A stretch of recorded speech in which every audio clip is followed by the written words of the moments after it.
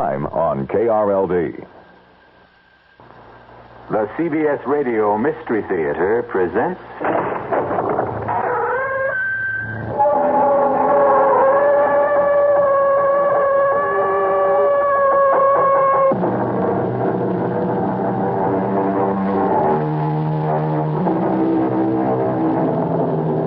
Come in.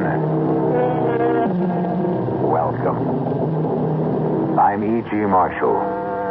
Welcome to the sounds of suspense. To the fear you can hear. Welcome to the world of nightmarish probability, where the icy fear of the unknown can lead one down strange and terrifying paths. In our story, Alex Harper confronts the impossible, and the encounter produces a devastating effect. It's Ace, our dog. He's dead. I see him, Alex. There isn't a mark on him. Nothing. Look at his face. Oh, it's horrible. If I didn't know better, I'd say that something scared that pup to death.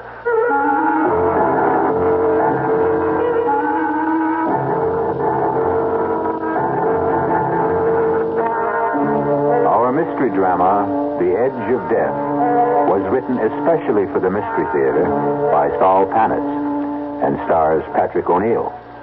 It is sponsored in part by Anheuser-Busch Incorporated, brewers of Budweiser, and by the Kellogg Company, makers of Kellogg's Special K cereal. I'll be back shortly with Act One. When you drink beer, do you tilt the glass for long, hearty swallows, or just tip it and sip it? Well, sipping's the thing for wine. But Budweiser beer is a hearty drink, brewed for zest and character. The best way to enjoy Bud is to drink it. Not chug-a-lug, just man-sized beer drinker swallows. That's when that famous Budweiser taste, smoothness, and drinkability really come through. Smoothness and drinkability that come only from natural carbonation and exclusive beechwood aging. Smoothness and drinkability, too good for any half-hearted sipping. So drink up.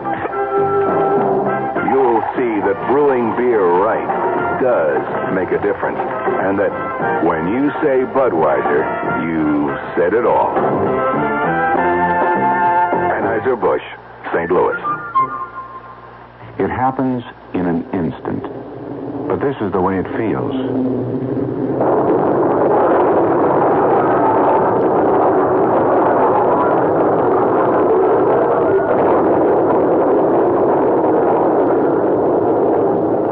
The driver was speeding, but the crash goes on and on, almost in slow motion.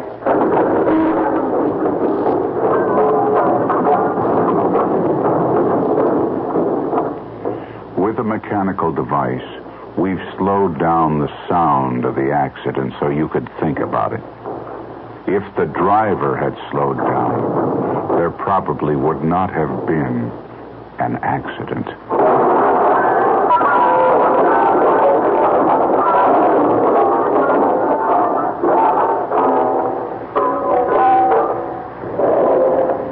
This message was brought to you by the General Motors Corporation.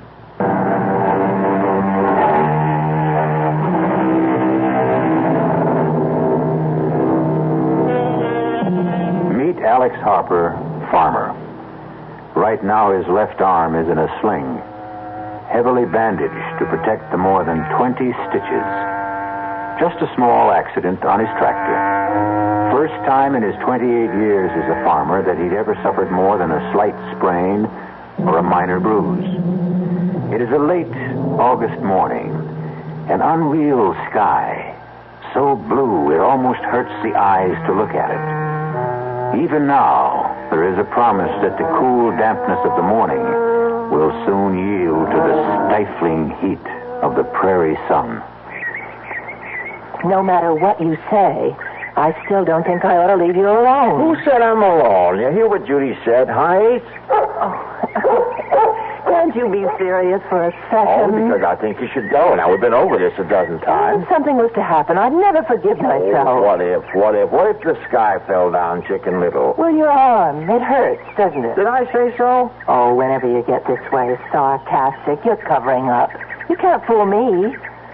Take another pill. Another one, and I'll be going around like a zombie. Oh, and I'll ask Dr. Stevenson if he can give you something else. But I don't want something else. Now, you go on, get your annual checkup, do a little shopping if you like. I still think I ought to be here. After last night. Oh, boy, last night again. I'm not a hysterical woman. I didn't say you were. Well, you thought so. Well, you get me up out of a sound sleep and insist that there are lights and noises. No, I heard something last night. It wasn't a rabbit or a deer. There was a flashing light. I'm not an idiot, and I haven't got that good imagination to make it all up. And now I'll go.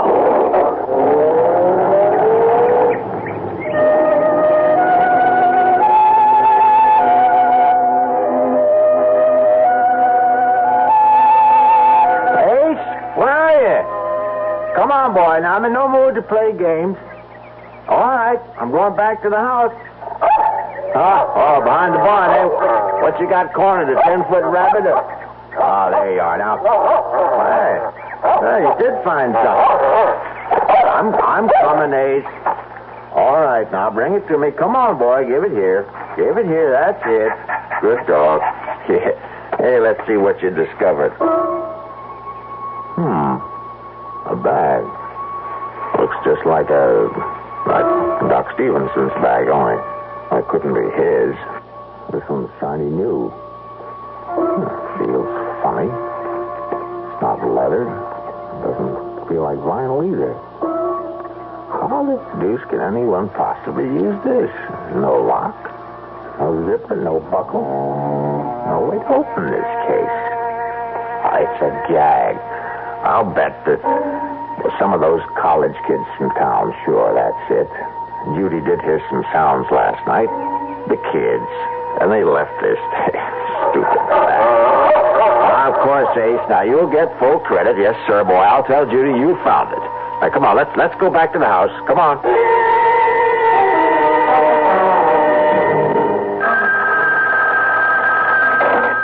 That's you, Alex? Doc, hello. How's the arm? Not bad. Now, when are you going to take the stitches out? One of these days. Now, don't rush it. That's a mighty bad tear.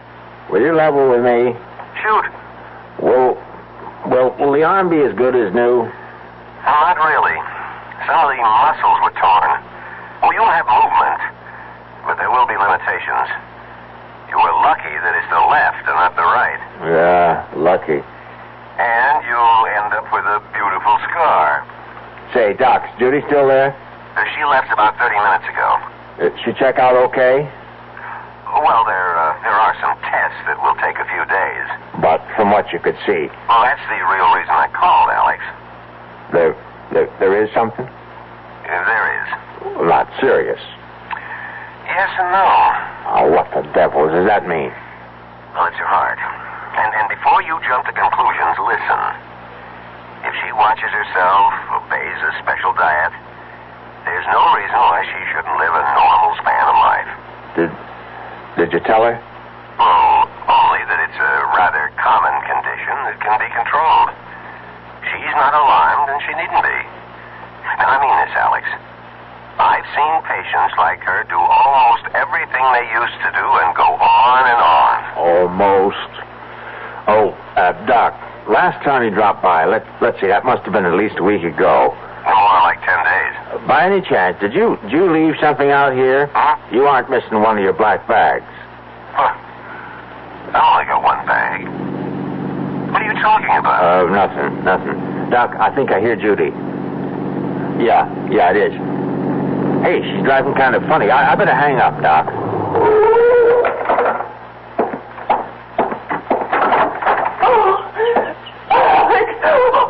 Easy now. Whatever it is, you're home. I'm so frightened.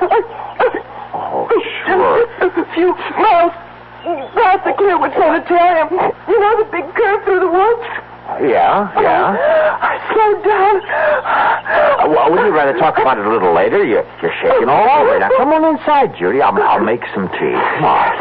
Yes, like that. Inside. With the walls around me. Oh, Alex. Yes? We're in danger out. Oh, now, Judy. I saw him. I tell you, I saw him. Who? Death. Alex. I saw death.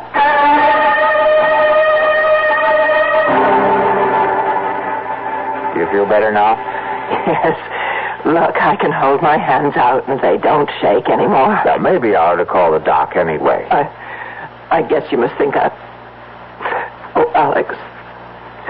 I was maybe a minute or so past the railroad bridge when I heard this thing. What thing? It was on the news about a patient at Clearwood escaping. And, please notify if you see him and telephone number and all. Any description? Well, all I can remember was something about his being dressed all in black. Nothing more. Hear that? What?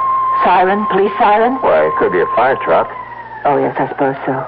You've heard sirens before. Yes, I know, but... No buts. But they're searching for him. I still don't know who him is, except he's one of those mental cases from Clearwood. Well, he was just standing by the side of the road. But first I could barely see him in the shadows, dressed in black as he was. Well, what'd he do? Nothing. Just stood there, looking. Didn't threaten you? And then he said something. It was like, I want to communicate with you. Yes, I think that was it. And you got out of there fast. Did he shout? No. His voice was soft and mild. And he said communicate? You sure he used that word? Communicate, yes. It's a queer word to use, don't you think? I mean, most people would say talk. I want to talk with you. Communicate. I know what I heard. I looked up when I heard him, and by now he was in the sunlight, and I could see him clearly, just a few feet away. Alex, he had no face. Now, Judy. I know what I saw. There was no face. I'm not hysterical, and I saw him. Now, if you say so. Oh, why don't you believe me? Because I can't conceive of anyone without a face, that's why. Now, all right, let's start from the beginning. Did you see his eyes? No. Was he wearing a hat? Yes, a black one. Well, it could throw a shadow over his eyes so you couldn't see them. It's possible. Well, it has to be. How the devil could anyone? He could have been in an accident, surgery. But how would he... All right, let's go on. Now, what about his nose? No, I didn't see any. Could be the hat again. Mouth? His mouth, Judy. You see, if the sun was hitting over his shoulder, then there'd be a shadow from his hat. In that case, the mystery's over. You're trying to make me feel like a fool. I don't care what you or anyone else think, but I saw a man with no face.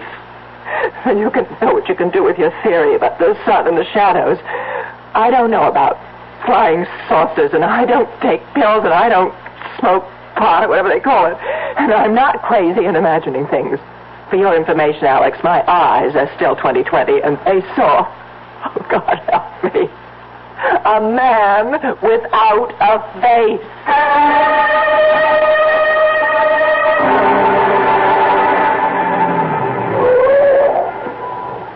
Alex, what's this all about? I mean, meeting you down the road instead of at your house. I didn't want Judy to worry, Ben.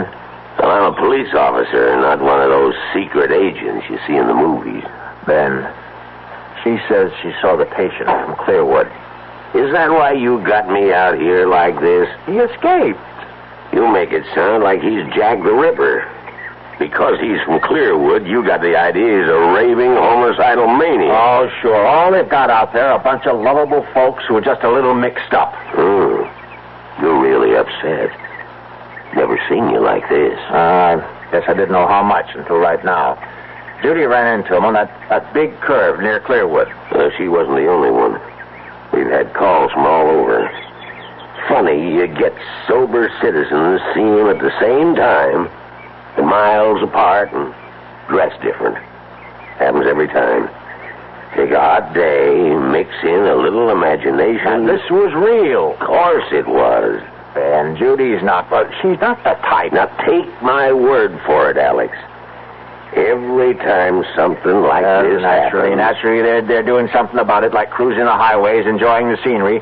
I'll give him credit for enough brains to hide out. Oh, I suppose you want police officers out in the field? That's where they ought to be. Sure.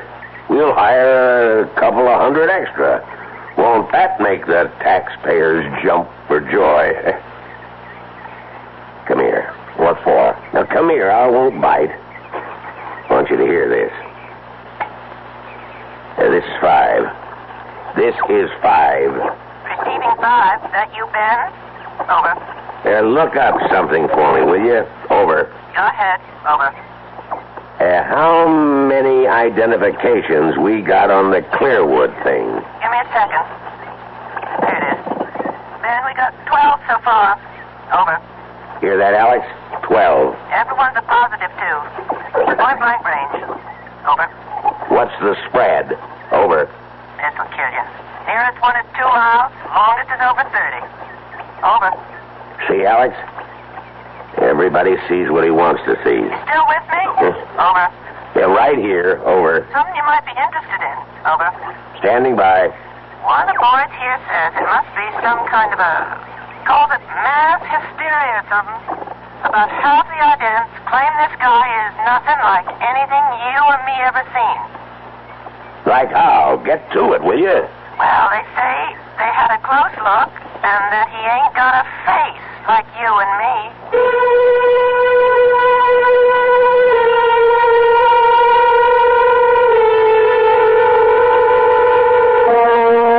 A man without a face. Judy is not the only one. But think for a moment. In this last part of the 20th century, and its attendant wonders and discoveries, what is true and what is unreal? Is there anything no longer possible? Is there? I'll be back shortly with Act 2. Hi, son. Hi, Mom. Hi, Dad. Hi, Junior. Kellogg's Special K presents Junior Gives Up. Junior, why aren't you eating your Special K? It's your favorite cereal. Oh, just 'cause. Just 'cause why, honey? Just 'cause Darla said some evil things about it. That's just 'cause why. Hi, Mom. Hi, Dad. Hi, Darla. Hi, Sis. Hi, Junior. Darla, what did you tell Junior about his Special K? Daddy, all I told him was that Special K is good for us. Yeah, and anything that's good for me never seems to taste good. Junior, you already know that Special K tastes good. Oh, I believe. Darla, or my taste buds. What's that, son? Oh, nothing, Dad. Son, Special K is America's favorite high-protein cereal. It's got minerals, vitamins, iron, and all those good, nutritious things. But it got to be so popular over the years because it tastes good, too. You mean it's good for me and tastes good, too? Right, son. Right, Dad. Right, Junior. Right, indeed. Start your balanced breakfast with Kellogg's Special K. It's nutritious and delicious. Right, Dad. When my children were growing up, they sat for hours playing with a puzzle. I'm Art Linkletter, and I'd like to tell you about the wonderful wooden inlaid puzzles that Play School makes. Play School, a Milton Bradley company, has been making toys for generations of preschool children. Play School makes all kinds of wooden puzzles, from the simplest animal puzzles to the more advanced ones. And they all challenge a child to solve problems while having fun. And Play School puzzles are well made to take a lot of punishment. Play School is also famous for blocks, all kinds of blocks, embossed wooden alphabet and number blocks, kindergarten blocks, even a can of colored blocks. Children will satisfy their urge to build and create with Play School blocks, and like all Play School toys, their blocks and puzzles are sturdy, so they can be handed down from generation to generation. Your children will have a lot of fun playing with Play School blocks and puzzles every day. And every day is a good day to make a child happy.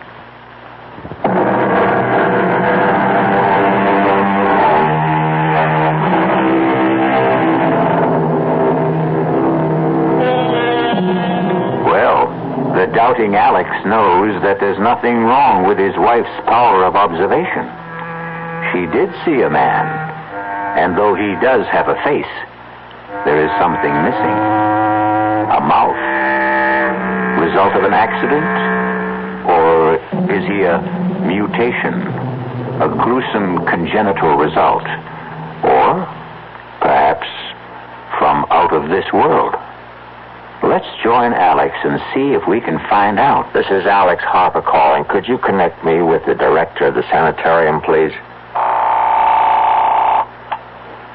Regis here. I'm sorry to bother you, Doctor. I'm Alex Harper. I have a place on Route 36, about 8 miles from you. Well, of course. I've passed by there quite often. What can I do for you, Mr. Harper? Doctor, I hope you won't laugh or anything, but I have a couple of questions about this fellow who broke out of your place. Michael. That's his name? Michael? Michael what? Well, now, we have no full identification. He gave us only his first name. But he was a patient at Clearwood, wasn't he? In a sense. Was he or wasn't he? Well, only for one day. You see, Michael is a rather unique case. Most unique. In all my years, I've never seen anything like him.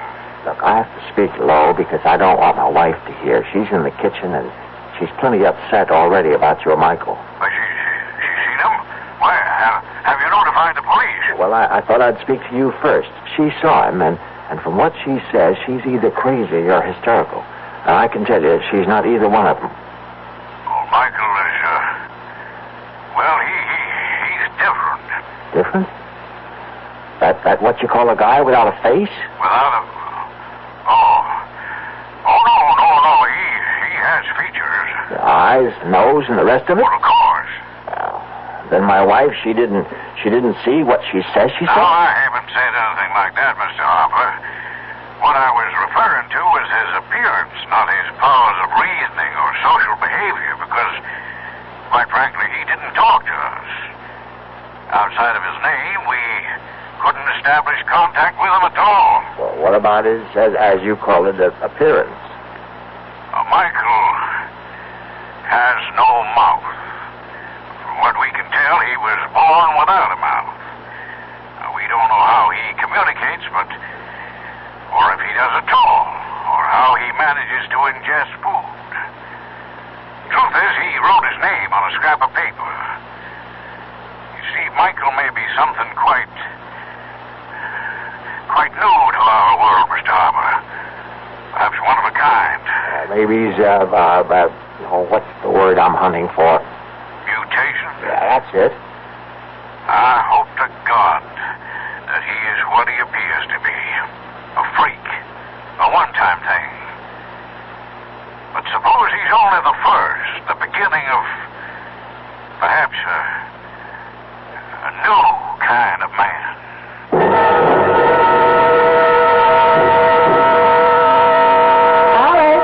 Right in. Uh-oh. What were you... Oh, no. Oh, it's only an old ashtray. No big loss. How'd that happen? I got up when you called, and this case was on my lap, and it fell off. Well, you'll pick up the pieces, won't you? I've got something cooking. Sure. Hey, it's open. Judy, the bag is open. What's open? Oh, well, never mind. Well, what do you know? Hey, will you look at this? Now, Alex, you want me to ruin supper? Well, it's almost like a miracle. You see, Ace found this bag, and I couldn't figure out a way to open it. It looks just like the kind of bag Doc Stevenson carries. You don't have to be an engineer to open one of those. Oh, yeah? Well, this one has no lock or no nothing. And when I just dropped it and broke the ashtray, it opened up. Look what's in it. Let me see this eighth wonder. All these bottles. That's strange. Hmm? Doesn't feel like glass. Plastic. Not plastic either. I never felt anything like this. Oh, what's the difference?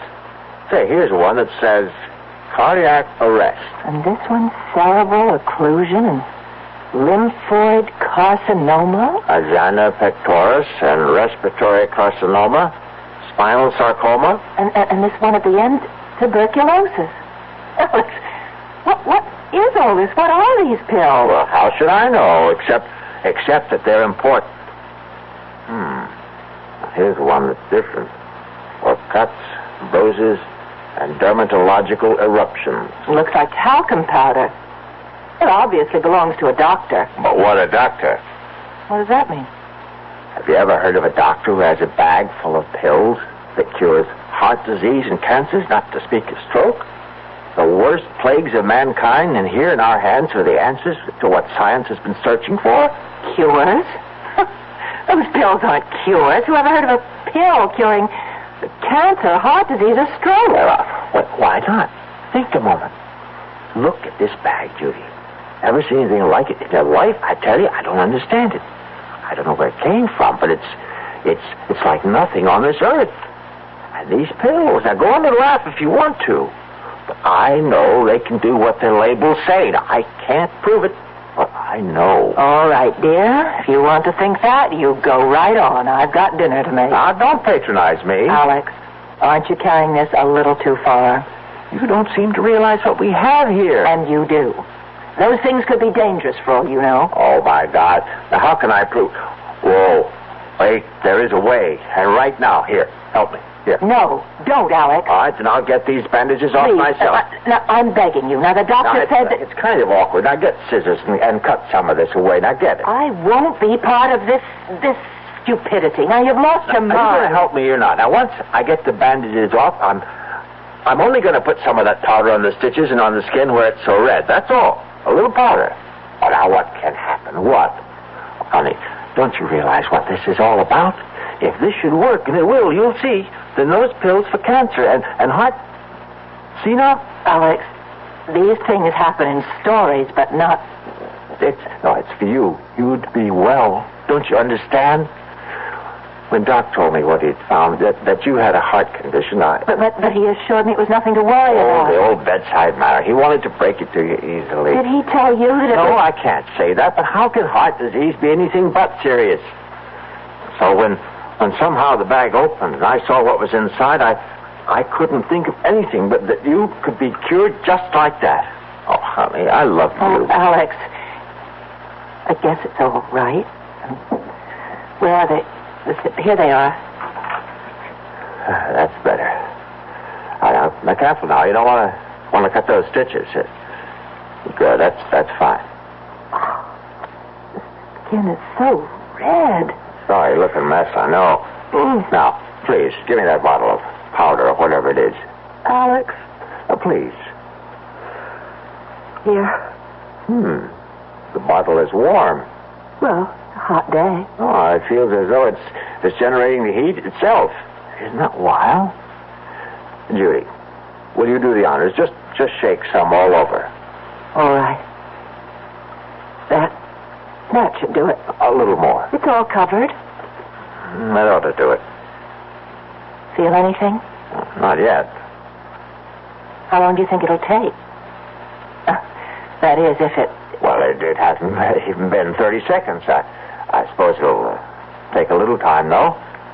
I didn't expect a miracle like that water into wine kind of thing. The powder's got to work its way in.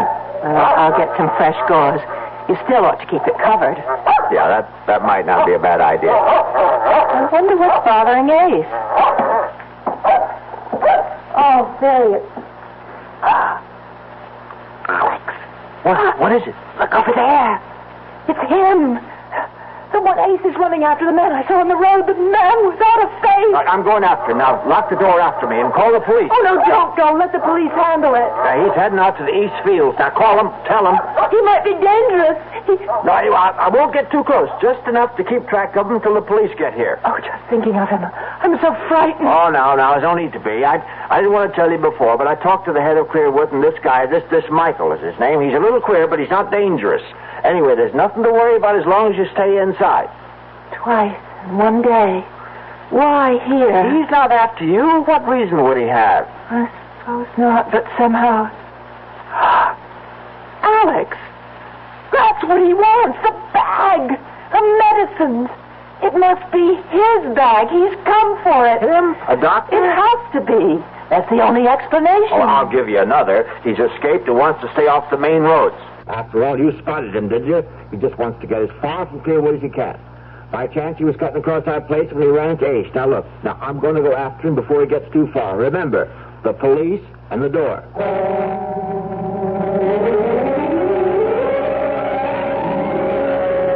Now, don't get your dander up, Alex.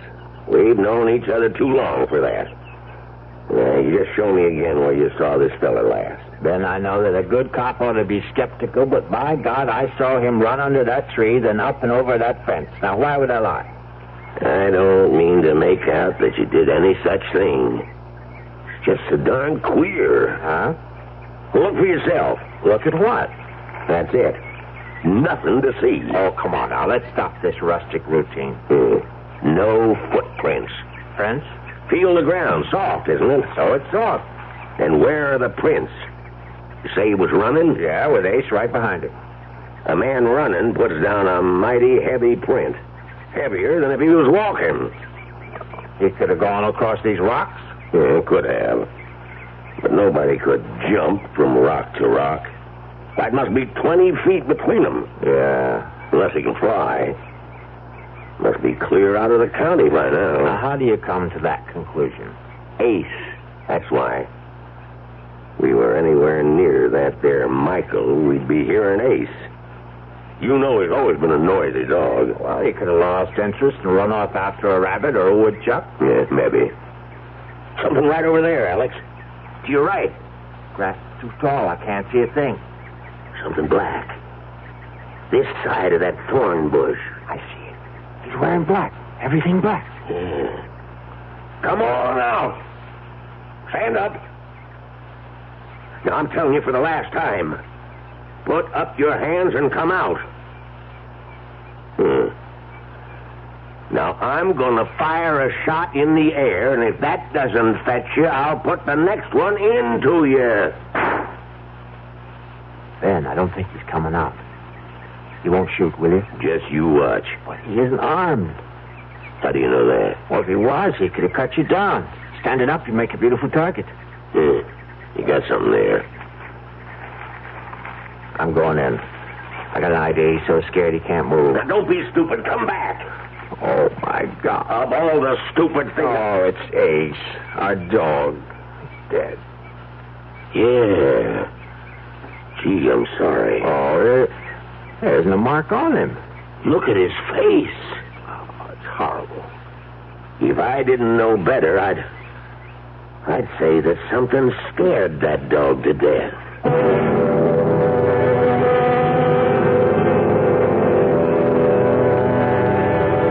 There is no medicine for fear. The icy chill that reaches out with frigid fingers to clutch the heart. The shadow of the inexplicable Mr. Michael hovers close by, and the lives of at least 2 people will be irreparably altered. We'll find out how when I return shortly with Act 3. Who knows how to help you solve your shopping problems? The Better Business Bureau knows. I swear I never saw so many mattresses in one store in my life. I just don't know what to look for. I'm so confused. I'm here to take care of your confusion, madam. You know, you could start by reading the labels on the mattresses. Oh, sir, who are you? I'm the man from the Better Business Bureau. You know, by law, every mattress must carry a label listing the materials used in the mattress. And don't forget, madam, that there's a new law that all mattresses must now be flame-resistant. Oh, thank you, sir. And be sure to read the guarantee and find out what it covers and for how long. Just another consumer tip from your Better Business Bureau. Yes, who is it? Hi, I'm your new neighbor, Steve Williams, in 107. Oh, how nice to meet you. Well, come on in. It's a pleasure. Thank you. I see you've got a measuring cup. And now let me guess, you ran out of sugar. You're a bachelor. Oh, yes. As a matter of fact, I was wondering if I could borrow some prunes. Prunes? Prunes? I know. Sorry. Did I tell a joke? Yeah, I thought a couple. There are still a lot of people who laugh at prunes. But now, quite a few are finding out how good they really are. Because pound for pound, prunes have 8 times the vitamin A of the leading fresh fruit. And more iron, niacin, and vitamin B2 than the 5 leading fresh fruits. They're also a great natural source of quick energy. You want to borrow. Well, thanks. Anyway, maybe I'll try 105. Yeah. California prunes. The funny fruit that does so much for you.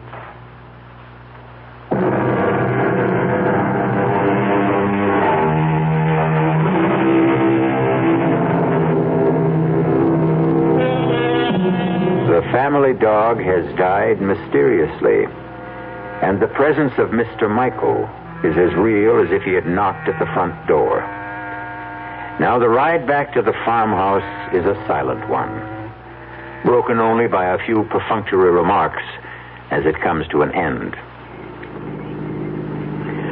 I'll keep in touch, Alex. Mm-hmm. If you see anything, give us a call. Yeah. Mighty sorry about Ace. See you, Alex.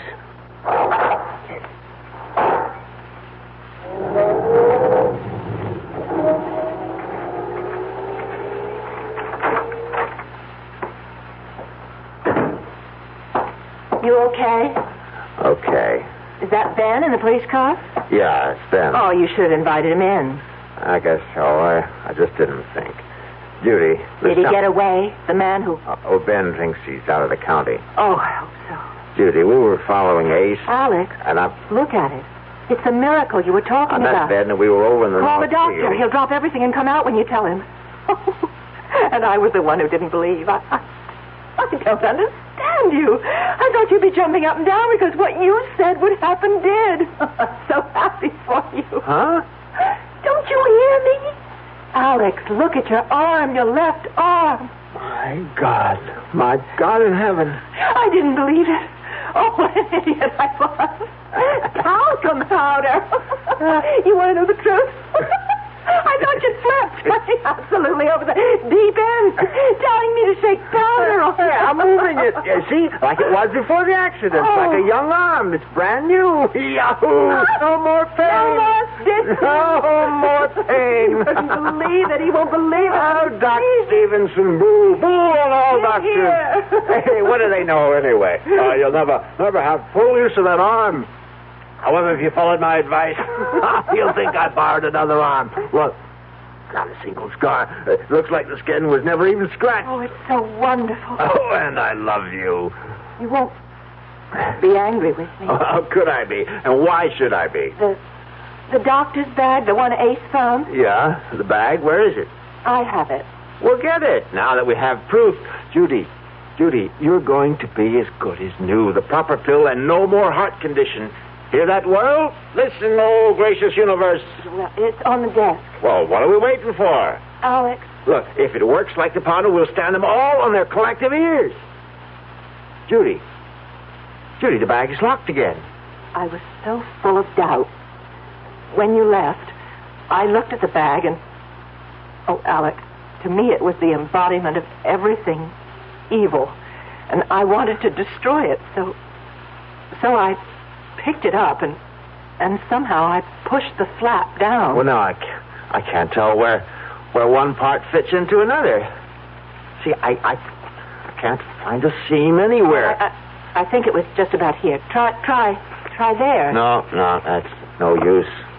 I'll drop it on the floor, maybe like last time. Still in one piece. I'll try again. No use. Oh, forgive me. Right now, we got to figure out a way to get the bag open so we can get you a heart pill. Alex, you have an electric drill. I can try. I'll take it out to my workbench in the barn. Well, why not wait until morning? It's getting dark now. No time like the present. Now, give me a shout when dinner's ready. If I'm lucky, I may be back before then. I'll get this thing open if I have to use dynamite. Oh, here goes.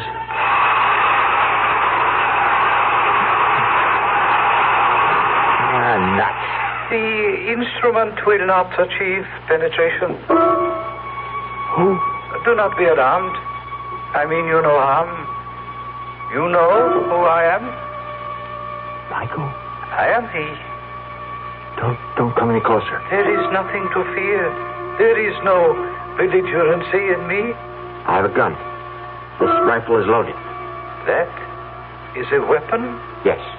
it can bring an end to consciousness? Easily. It is not my intention to cause any fear. But you have. You killed my dog today. The creature threatened me, and I did not intend to. I did not realize how weak it was. A simple mental probe, and I regret the occurrence. Haven't you ever seen a dog before? They are images in books and pictures. There are no dogs or animals where you come from? There is barely enough room for the higher forms of life. We have never learned to curb our reproductive powers, it seems. Well, where is this place you come from? This is Earth, the third planet from the sun, I think. I know. It is my home, too. Oh, that can't be. I exist, but not of your time. Not of my time? Time runs on. There is a past, a present, and a future. The threads are simultaneous. Oh, now you don't expect me to believe. I am fatigued from my experience, and I must return. If you will kindly give back my case to me, the one you have on the bench. It's yours? That is why I have come. It was misplaced, lost, but now that I have found it... Well, there's no argument about it, Doctor. It's yours. I am not a doctor, not in the context of usage in your time. Well, who cares? Listen, the case was opened. I don't know how... The mechanism is faulty. I must exchange it. You did not utilize any of the contents. Well, only some of the powder and the bottle labels. Yes, I am aware. But I did a fantastic job with my arm. Look at it. Look at it, Michael. Would you believe that only a few hours ago it was a match? I am well aware of the powers inherent in the powder.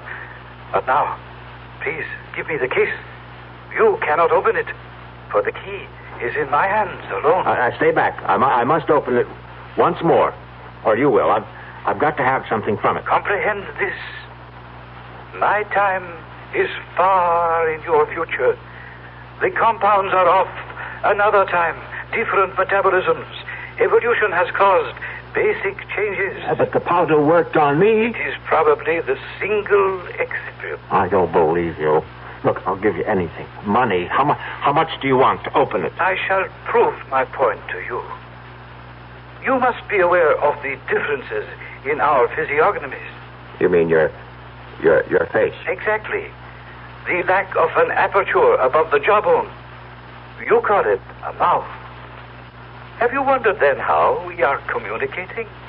I have no mouth, for we ingest our nourishment through an osmotic process unknown to you. And if I have no mouth, then how do we communicate? You are moving your mouth, and I hear. I, on the other hand, send my thoughts to you through my mind. You see this is so? Yes. Think of it in this manner. I am you in a distant time. You should be able to comprehend then that medicinal compounds of my time may not be of benefit in yours. The differences in us are too great. But my arm. You were lucky to have chosen that particular container. My wife will die unless she has a pill. Just one pill. I have explained why you cannot have a pill. Open that bag or I'll kill you. I mean it. My demise will not help you. Comprehend. An unusual accident took place. A time warp misfunctioned, and I found myself in your time. The accident must have disturbed my balance, and I wandered from this place, leaving my case behind. We have communicated sufficiently. I feel joyous that your infirmity responded to the powder, but I cannot allow you to maintain possession of the case any longer. Stop.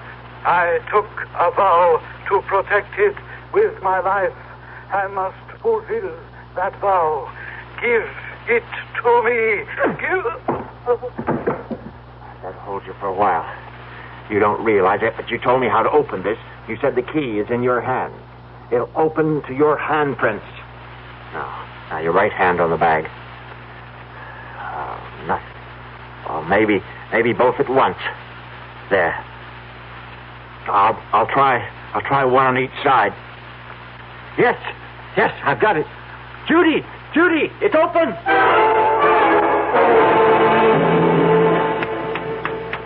Come on, Michael, wake up. Come on, you're okay. Piece of ice on your cheek should help. That's it. Easy now. Fine. How do you feel? I thought your aim was to extinguish me. No. I only wanted one of those heart attack pills. You see, my wife Judy has a heart condition. Well, she had a heart condition. Thanks to you, we don't have to worry about that anymore. This other person, your wife, she ingested the dosage? Just like a flash. After she saw what happened to my arm, she had no hesitation. If I could only have just one of each of those different pills, I wouldn't have... I have communicated to you that I am not a physician, yet you have refused to accept the truth. You insist I am practiced in medicine because I possess a case apparently similar to physicians of this time era. Well, you can't blame me for thinking that. You will not communicate. You will listen. You poor man. Poor individual. Let me inform you of my profession.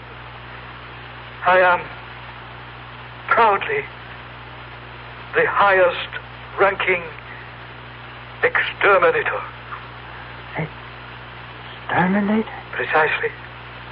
I communicated earlier that in my era there is barely enough room for all who inhabit the planet. Therefore, exterminators trained to eliminate painlessly and quickly. Oh, no. The pills, as you refer to the compounds, are each a dose of death. The case is full of death. The tools of my trade. Oh, no. All except the container of first aid powder which I keep for my personal needs. Fortunately for you are now thoroughly healed arm. But the rest... Oh, but the labels, the tuberculosis, the heart attack, cancer... The compounds act within a matter of minutes. Bringing death, of course. Instead of resorting to the crude murders of earlier, more primitive eras, it is more comforting for the family to report that one of its members has died of cancer, heart disease, or any one of a dozen other diseases. Murder. Elimination. Murder. My case. Please. You must have an antidote. If you make a mistake, there must be some way you... are not committed. I am sorry for your bereavement. Oh, no. I shall depart. Be assured, there was no pain. Oh, no.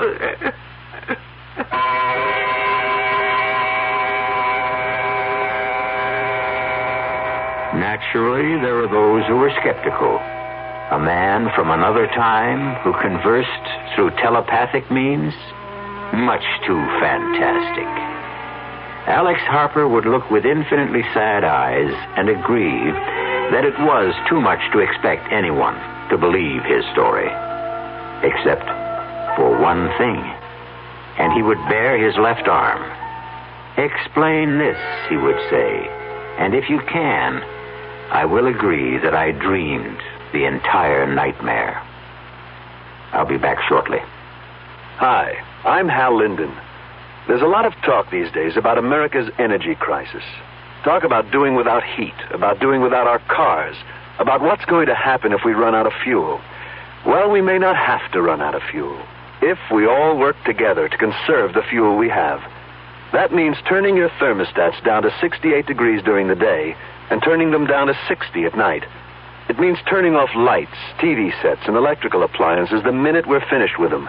It means driving no faster than 50, starting or joining carpools, avoiding the kind of stop-and-go motoring that eats up gas by the gallon. In short, it means saving every ounce of energy we can, every chance we get. So please, do your part to make the fuel supply stretch a little further. For your own sake, Don't be selfish. Don't be foolish. Don't be fuelish. This message from the Federal Energy Office and the Advertising Council.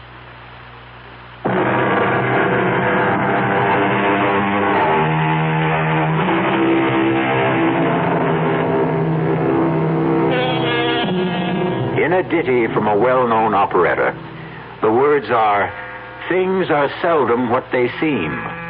Skim milk masquerades as cream." And as you have just heard, words alone may tell only part of the real story. But for stories guaranteed to increase your pulse beat, my suggestion is the Radio Mystery Theater. Our cast included Patrick O'Neill, Marion Seldes, Ian Martin, and Leon Janney. The entire production was under the direction of Himan Brown. And now, a preview of our next tale. I know. I hadn't emptied the tub. The water's still there. It must be. I'll show you. I don't understand it. Tub's bone dry, ma'am. Hasn't been used. Not tonight, anyway. His clothes. Howard's clothes. He'd empty his suitcases and put his clothes in the closet. Here's his suitcases, too. Just ladies' clothes. Yours, ma'am? Yes. Now, hey, look, don't cry. Hey, look, this dream you had. It was no dream. Okay, so maybe you imagined... I didn't imagine anything. Do you imagine a husband? Do you imagine a month-long honeymoon? Do you imagine a man in a chair with a knife in his chest? This is E.G. Marshall inviting you to return to our Mystery Theater for another adventure in the macabre. Until next time, pleasant dreams.